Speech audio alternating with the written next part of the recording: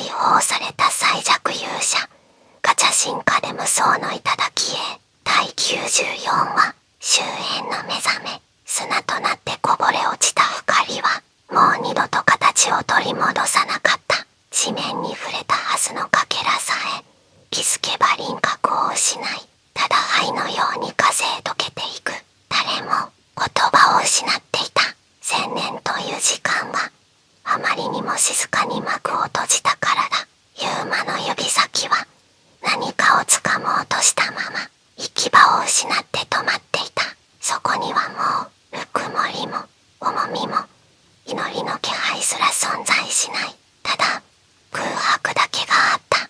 胸の奥に広がるのは絶望よりもなお冷たい異界だった。届かなかった。砦を包む沈黙はこれまで味わったどんな敗北よりも重く深く、逃げ場がなかった。違う、負けたのではない、壊したのだ。自分が進化させようと触れたその瞬間、千年守られてきた象徴は形を保てなくなった。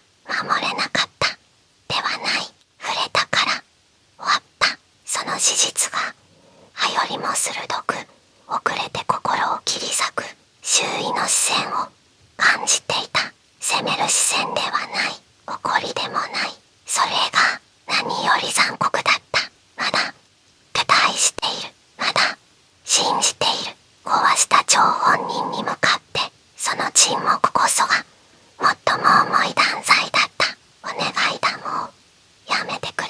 声にならないつぶやきが喉の奥で崩れる。これ以上自分に未来を預けないでほしい。もう背負えない。沈み込む趣向は止まらない。もし自分がここに来なければ、進化の力など持っていなければ、常闇の剣も生まれなかったのではないか。守るはずだった未来を終わらせたのは自分ではないのか。心の奥でかろうじてつながっていた最後の細い糸が音もなく完全に切れた。背後から誰かのおえつが小さく途切れ途切れに漏れてくる。それは戦場で共に剣を振るった仲間のものだった。今はただ震える糸と混じり、朱と土の匂いが染みついた空気に溶けていく。視線が刺さる。責めているわけではない。それなのに残った仲間たちの瞳はまだかすかに光を宿していた。ユーマさんならまだそんな硬いの残滓が沈黙の中で重くねっとりと絡みつく。誰も口を開かない、開けない。開いたらこの最後の幻想が崩れてしまうから。その静けさが歯よりも深くユーマの胸をえぐった。膝から力が抜ける。それでもこの空気に崩れ落ちることさえ許されていない気がした。もう顔を上げる理由がわからない。上げたらあの視線と真正面から向き合わなければならない。世界が静かに遠ざかっていく。音も色も温度も自分だけが世界から切り離されていくように孤独。そして今ついにそこへたどり着く。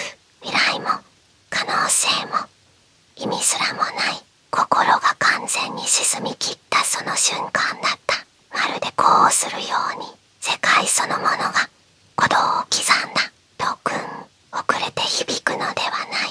先に現実そのものが歪む。空が裂ける。大地がきしむ。空間が悲鳴を上げる。それは地震ではない。爆発でもない。惑星そのものの鼓動。見えない信念が世界の裏側から一斉にこちらを覗く込む。呼吸が止まる。鼓動が狂う。魂が炎だけで震え出す。触れてはいけなかった領域。終わったはずの太古の恐怖。ずっと待っていたのだ。この瞬間を。遠く、あまりにも遠い闇の中心で確かに何かが目を開いた。その瞬間、世界中の誰もが同時に悟った。理由などいらない。説明も証拠も遠い記憶の底。触れたことのないはずの太古の残機を進化の変、永遠、その中心にいる存在、ゆっくりと闇が世界へ満ちていく魔王が復活したのだと。どれだけ時間が過ぎたのか、1000年か万年か、いやここでは時間そのものが死んでいた。感覚は解け、思考すら無産する。ただ完全な停止だけがそこにあった。そして閉じきっていた静寂の奥で変化が生まれた。次の瞬間、闇の最深部でゆっくりと魔王が目を開いた。音はない、明かりもない。それでも世界は理解する。主が俯瞰したのだと。足元で長き眠りの残滓がほどけていく。霧のように崩れ虚無へ沈んでいく封印の名残。完全だった停止が今終わった。その時、闇の奥から三つの気配が現れ、深くひざまずいた。目覚められましたか、我が王。声忘れている。だが抑えきれない歓喜が震えとなって溢れていた。魔王は答えない。ただ立ち上がる。それだけで重力が思い出す。恐怖がよみがえる。世界が支配者の存在を再認識した。そして意識が自然に向かう。遥か彼方、距離という意味すら持たぬ円光。ただ一つの光。封印の中で見続けていた記憶が鮮やかに浮上する。あの黒い鎧、崩れ落ちる肉体、霧となって溶ける残骸。見つけたぞ。未熟、静寂。だがあの時と同じ揺らぎを持つ者。遥か太古、まだ世界が未完成だった時代、羽鳥の人間がいた。弱く脆く、取るに足らぬ存在のはずだった。なぜだ、初めてだった。理解できぬものに遭遇したのは、滅ぼしても終わらない、砕いても届かない火の外側で未来だけを選び続ける不確定の力。いや、あれは力ではない。奇跡でも過去でもない。終わりへ向かうはずの存在がなお先へ進もうとする。世界の理に対する静かな反逆。だからこそ忌むべきだった。排除すべきだった。愚かな。だが結末は知っている。あと一歩で届くかけた。あと一度で終わるはずだった。それでも世界が勇者を選んだ。均衡が揺らいだ。完成へ閉じるはずだった永遠がその瞬間だけ閉じきらなかった。終焉は確定せず、未来が残された。たった一人の未完成の意志によって燃える空、裂ける大地、蒸発する海、崩壊寸前の世界。その中心で名を立つ勇者。まだ立つか。鳩の声を、かつての自分の声、今よりわずかに熱を帯びている。対する勇者は血に染まり、呼吸すら砕けていた。それでも剣だけは握り続けている。終わらせない。かすれた声。それでも確かに届く。その瞬間、完成していた闇が初めて揺れた。光は弱い、未熟、不完全。だが今感じている。あの光と同じだった。貴様ごときで世界は止められん。止める。勇者は笑った。違う。剣が淡く輝く。未来は止まらない。たった一歩。その一歩で世界の確定が大きく揺らいだ。魔王の視界が初めて乱れた。なんだそれは。力ではない、までもない、意そのものが変質していく。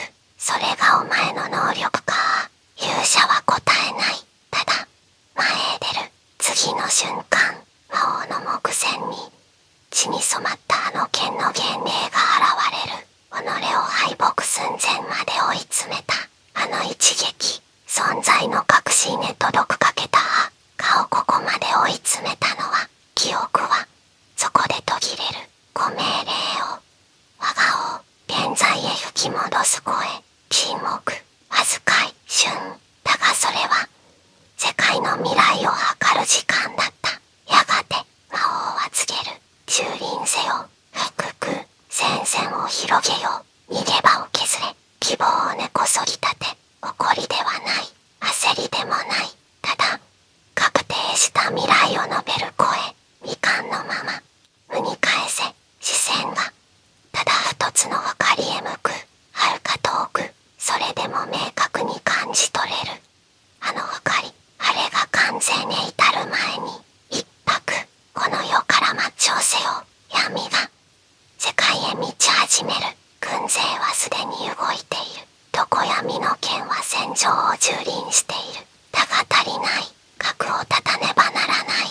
太古と同じ過ちは二度と繰り返さない。未完成のまま、目のまま、可能性のまま葬る。そして魔王は初めてそれを心の中で読んだ。進化の剣の王。闇が静かに今度こそ終わらせる。そして闇は静かに世界の最後の進化を拒絶し始めた。